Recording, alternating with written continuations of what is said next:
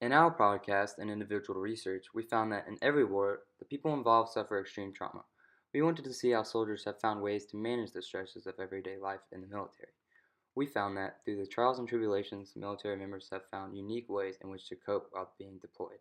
First, we examined a specific example from Joseph Babby, who was a doctor in the Navy.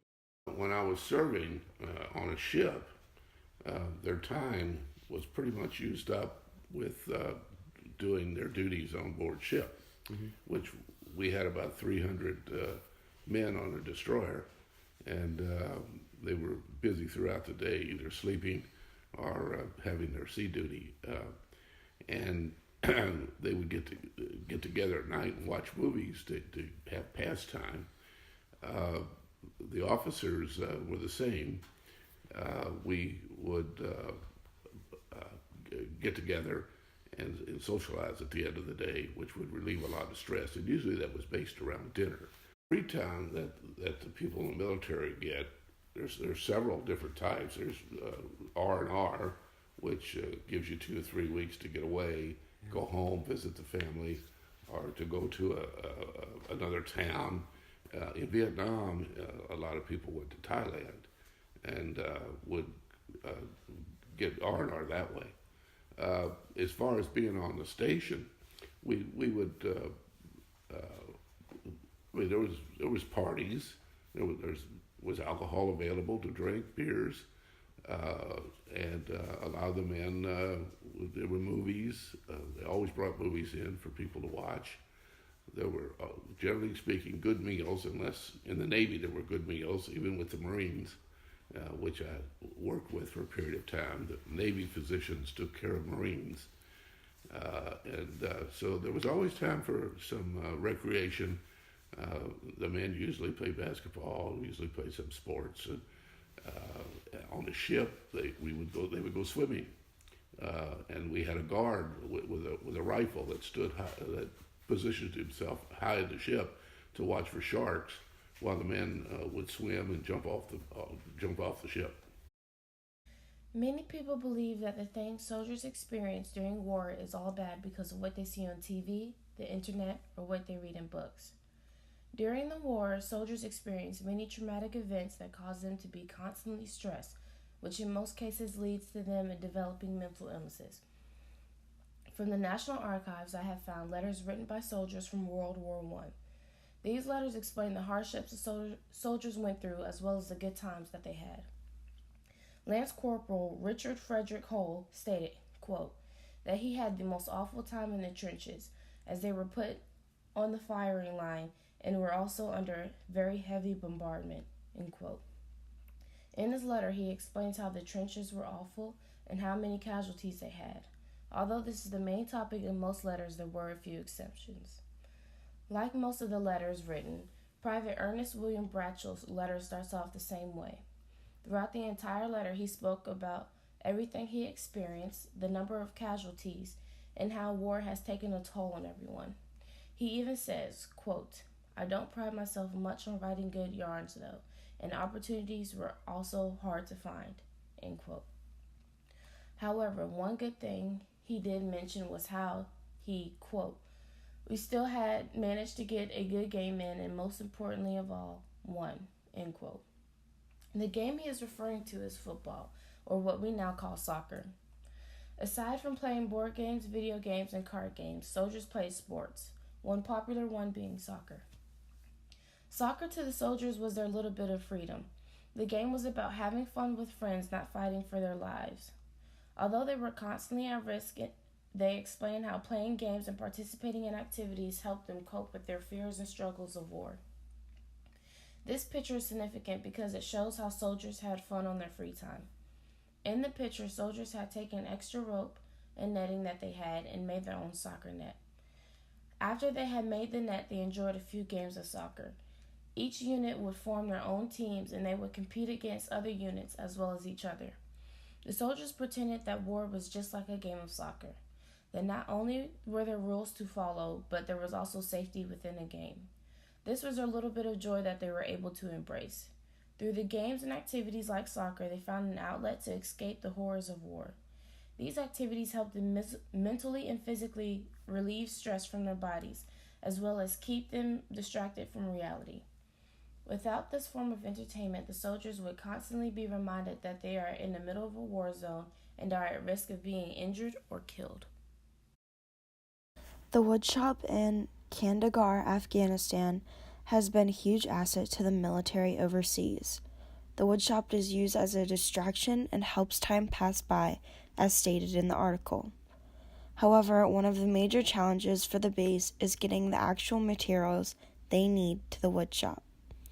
The atmosphere of the shop is always inviting and encourages others to work together as a team. Many say that working in the shop has helped them get to know others and socialize within the shop. The process of woodworking helps relax these soldiers and former war veterans, therefore helping them find an outlet. The woodshop helps war veterans to get adjusted to the hardships that come from being overseas. Vets can use the woodshop to help cope with their anxiety. This hardship tends to be associated with war, along with getting acquainted in a welcoming atmosphere. The shop creates an inviting culture that vets can use as a timeout from military life. Soldiers have made a range of products that go to units all over the country.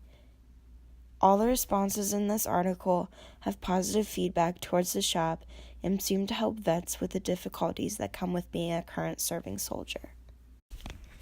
As seen in this picture, these currently serving soldiers are all wearing their uniforms. We can assume that they are on active duty and spending their time woodworking.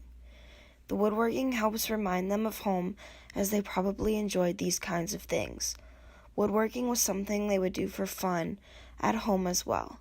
This means that woodworking was a good way to escape their stressful daily lives on active duty. We can also assume they have a good brotherhood, as they are all in close proximity working on things together. This helps us answer our research question because it is yet another way soldiers can escape the horrors of war. As with all these examples, soldiers strive to do something that helps provide a reminder of the somewhat stressful free life back home and make them feel at home away from home. Our second interviewee is Trey Rottinghouse. Trey is currently in ROTC. When asking Trey what he suspects war veterans or current serving soldiers do to relieve stress, he responds by saying family is a huge motive for when it comes to performance, along with the fact that there's always a factor in making your country proud of the work being done to make this country so honorable. He states that while finding actual activities to do while given free time is important, it is important to keep in mind that the families of these current serving soldiers are supporting them every step of the way. He stems off this by saying family tends to influence or encourage hobbies while either away at combat or in boot camp. This is beneficial to the mental health of any person who is very familiar with daily routine.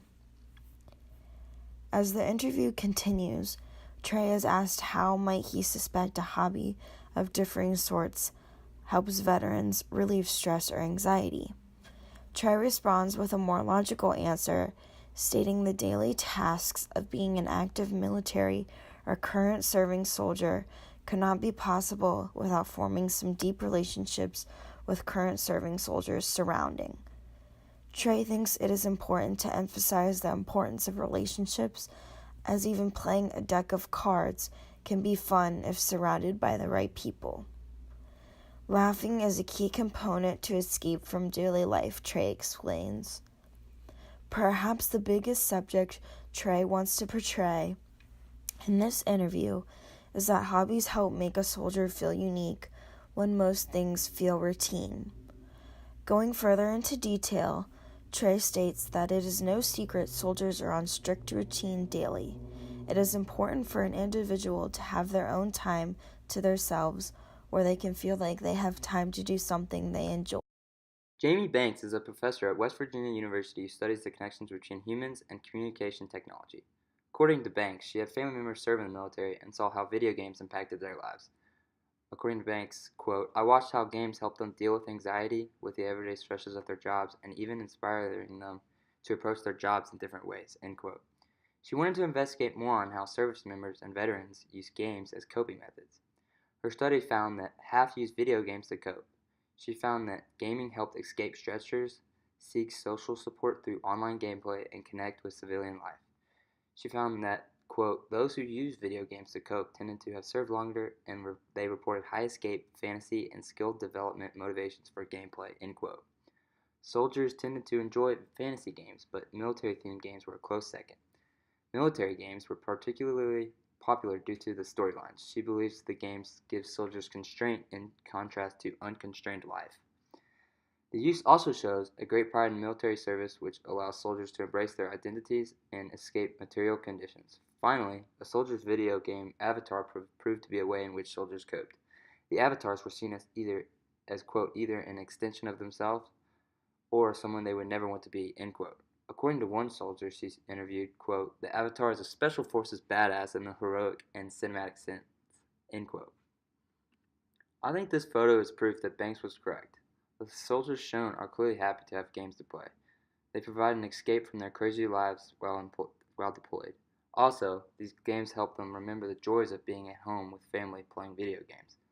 It shows the soldiers the unending support from Americans at home who donated the games through Operation Supply Drop. As we said earlier, through the trials and tribulations of war, soldiers have found many ways in which to cope. Whether it's through a friendly game of football, or watching movies, or playing video games, service members make the most out of their time to try and steer clear of stress as much as possible. To top it off, the American military members have unwavering support from Americans back home. Service members can never fully escape stressors or trauma sometimes, but they have numerous ways to cope with this stress.